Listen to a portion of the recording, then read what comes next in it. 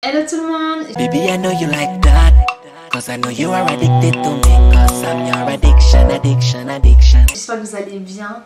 Moi ça va très bien. Aujourd'hui on se retrouve pour une vidéo. On va parler du couple Rihanna-Chris Brown. Ce couple très compliqué où il y a eu beaucoup de choses pas normales, etc. Donc trigger warning. On va parler de violence conjugale. Donc si vous ne vous sentez pas, ne regardez pas cette vidéo. Voilà, j'ai envie de retracer ce parcours parce qu'il s'est passé tellement de choses dans ce couple très toxique. D'ailleurs j'ai tourné une petite vidéo si ça vous intéresse qui retrace le parcours de Rihanna, son parcours de ses débuts, même de sa naissance carrément jusqu'à aujourd'hui, comment elle en est arrivée là. Donc si ça vous intéresse je vais vous mettre ça dans le petit juste ici, n'hésitez pas à aller voir ça. Avant que la vidéo ne commence, n'hésitez pas à vous abonner à ma chaîne pour me soutenir et je vous laisse avec la suite de la vidéo. Donc premièrement, Rihanna et Chris Brown se sont rencontrés en 2004. Rihanna avait alors 16 ans et Chris avait 15 ans. Ils ont d'abord été amis, de très bons amis, même de meilleurs amis. Ils ont toujours eu une très grande complicité. Ensuite, on fait un bond en 2008. C'est à ce moment-là que le public a commencé à se douter d'une relation. On les voyait quand même assez proches, on les voyait souvent ensemble. Et c'était au moment où la carrière de Rihanna et la carrière de Chris Brown étaient vraiment couronnées de succès. Après toutes ces rumeurs dans les magazines, etc., Rihanna a d'abord nié toute relation avec Chris Brown. Elle a dit « C'est une personne extraordinaire, mais nous ne sortons pas ensemble. Nous sommes cependant des amis très proches, très proches. » Du coup, elle a tenté comme elle a pu d'étouffer cette rumeur, mais ça n'a pas fonctionné, clairement. Du coup, le couple finit par officialiser sa relation publiquement plus tard dans cette année 2008. Et Rihanna décrit Chris Brown comme étant son premier amour véritable. Donc après cette officialisation de couple de Rihanna et Chris Brown, ils sont devenus clairement le couple le plus en vogue du moment. Tout allait bien entre eux, jusqu'au moment où c'est devenu toxique, très tendu entre eux. Et Chris Brown l'a expliqué, c'est au moment où il a avoué à Rihanna avoir couché avec une femme avant leur relation, alors qu'il avait toujours affirmé à Rihanna qu'il ne s'était jamais rien passé avec cette femme. Donc il avait menti à Rihanna. Chris Brown a dit « Elle m'a détesté après ça, j'ai tout essayé, elle s'en foutait. Elle n'avait plus confiance en moi. À partir de là, les choses se sont détériorées parce qu'il y avait trop de bagarres verbales et physiques. Des deux côtés, on se battait l'un l'autre. Elle me frappait, je la frappais et ça n'allait jamais. » Ensuite, on arrive à ce fameux soir du 8 février 2009. Pour ceux qui se rappellent, c'est le soir où il y a eu le gros scandale où Chris Brown a frappé Rihanna, les photos de Rihanna ont fuité, etc. Défigurée, elle a dû annuler sa soirée, enfin sa performance au Grammy Awards avec Chris Brown.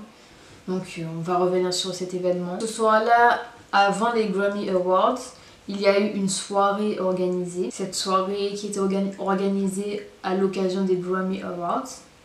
Il y avait du coup Chris Brown et Rihanna qui y étaient. Et malheureusement, cette femme-là qui était du coup l'objet un petit peu des tensions dans ce couple, la femme avec qui Chris Brown avait couché avant la relation et du coup que Chris Brown a menti à Rihanna, etc., ce que j'ai dit juste avant, elle était présente également à cette soirée. Du coup Rihanna, ça ne lui a pas plu, elle était tendue de voir cette femme-là devant elle ne s'y attendait pas. Chris Brown, lui, il a vu que Rihanna n'était pas très bien par rapport à cette femme. Du coup, il a rassuré Rihanna. Il a dit « Elle s'en est remise, elle a commencé à boire un peu, nous buvions tous les deux un peu, en riant, en plaisantant, et puis nous sommes partis. » Donc, il a l'air d'expliquer que ça s'est arrangé. Rihanna a du coup pu profiter de la soirée quand même. Ensuite, une fois que le couple est arrivé dans la voiture, Rihanna a voulu regarder dans le téléphone de Chris Brown.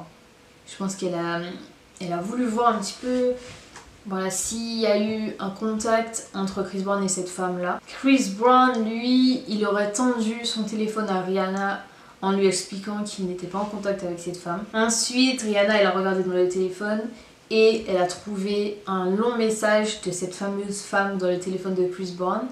Un message où elle insinue que Chris Brown était bien au courant qu'elle serait à la soirée également. Rihanna a dit « Je l'ai surpris en train de mentir et il n'a pas voulu dire la vérité. Je ne pouvais pas supporter qu'il continue à me mentir et il ne pouvait pas supporter que je ne laisse pas tomber parce que de toute évidence, il était dos au mur. La vérité est ici dans le message. Cela a donc dégénéré en sa violence envers moi et c'était moche. Ensuite, Chris Brown a dit dans sa version des faits, elle commence à s'emporter, elle balance le téléphone, elle dit « je te déteste ». Elle commence à me frapper. Nous sommes dans une petite Lamborghini, elle me frappe. Je lui dis « écoute, je te dis la vérité, je te le jure ». Je me rappelle qu'elle a essayé de me donner un coup de pied, mais là, je l'ai vraiment frappée avec le poing fermé. Je lui ai cassé sa lèvre. Quand j'ai vu ça, j'étais choquée. Je me disais « putain, pourquoi je l'ai frappée ?» Après ça, Rihanna a craché du sang au visage de Chris Brown et ça l'a encore plus énervé, il s'est encore plus emporté après ça. Et il faut savoir qu'il était en même temps en train de conduire et il l'a frappé. Chris Brown aurait menacé Rihanna de continuer à la battre une fois qu'ils seraient rentrés chez eux, ce qui a amené Rihanna à lancer des appels à l'aide à ses agents, à ses assistants. Elle a essayé d'appeler ses assistants, elle a essayé de leur envoyer des messages. Ça n'a pas plu non plus à Chris Brown qui a encore plus pété les plombs, il s'est encore plus énervé. Il a du coup continué à la frapper. Rihanna a dit dans sa version des faits « Tout ce que j'ai pensé tout le temps, quand est-ce que ça va s'arrêter? Quand est-ce que ça va s'arrêter ?» Il n'avait aucune âme dans ses yeux, juste vide. Il était clairement évanoui, il n'y avait personne quand je le regardais. J'étais battue, je saignais, j'étais enflée au visage. Ensuite, Chris Brown a garé la voiture et il lui a fait une prise à la tête, une sorte d'étranglement comme ça avec son bras. Il aurait même menacé Rihanna de mort. Et il faut savoir qu'il y a eu des rapports qui sont sortis qui ont déclaré que ce n'était pas du tout la première altercation du couple. Fin 2008, il y avait déjà eu une première altercation en Europe. Ça a commencé en une dispute verbale. Ensuite, Rihanna aurait giflé Chris Brown. Brown aurait du coup plaqué Rihanna contre le mur violemment. Tout ça, c'est selon les rapports qui sont sortis. Il y a eu ensuite une autre altercation à la Barbade cette fois-ci, en janvier 2009, donc un mois avant cette histoire des Grammy Awards. Chris Brown aurait brisé la vitre de leur Range Rover de location. Et il a affirmé « Nous nous battions, elle me frappait, je la frappais et ça n'a jamais été ok ». Lors d'une interview en novembre 2009, Rihanna a affirmé que leur relation allait au-delà de l'affection de base. Elle a dit « Plus nous devenions amoureux, plus nous devenions dangereux l'un pour l'autre. » Tout aussi dangereux parce que c'était presque un peu une obsession. Ensuite, du coup, revenons à cette soirée du 8 février 2009. Rihanna affirme « Je n'avais aucun moyen de rentrer à la maison.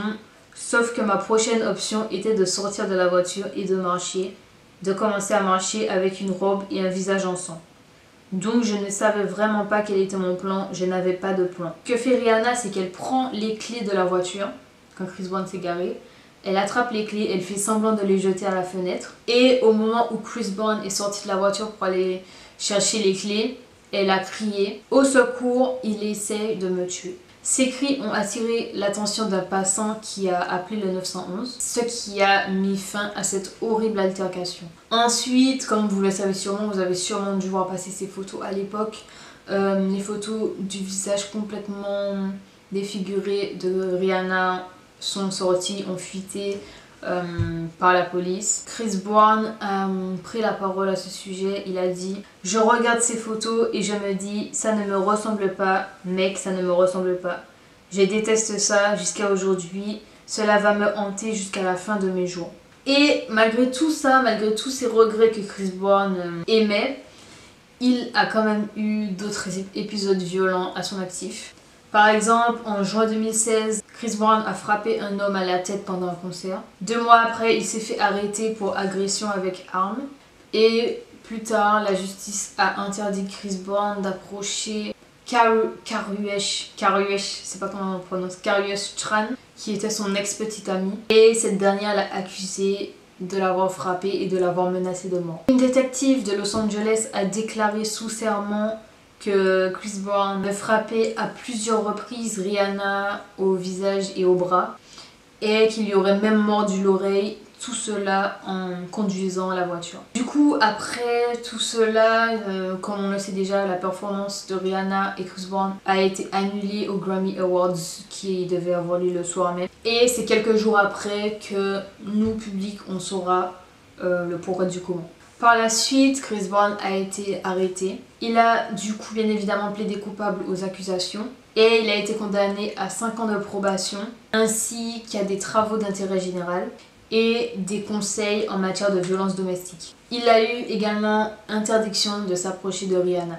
Ensuite, en 2011, je pense que c'est suite à la demande de Rihanna, un juge a modifié cette interdiction de s'approcher de Rihanna, a permis à Chris Brown de contacter Rihanna sans la harceler. Donc cette même année-là, en 2011, Rihanna a déclaré avoir pardonné à Chris Brown. Elle a dit « Cela m'a pris beaucoup de temps, j'ai été en colère pendant longtemps, j'étais irritée, j'avais de la rancune, j'étais sombre, j'étais fâchée. Cela transparaissait dans ma musique, mes vêtements et mon attitude. Je n'ai pas aimé ce sentiment, c'était lourd. » Le couple finit par se retrouver en 2012 et il se sépare définitivement en 2013. Chris Brown a tout de même laissé des fois des petits commentaires, il était quand même de temps en temps présent sous les photos Instagram de Rihanna et les deux semblent en bons termes aujourd'hui. La relation Chris Brown-Rihanna a été complexe.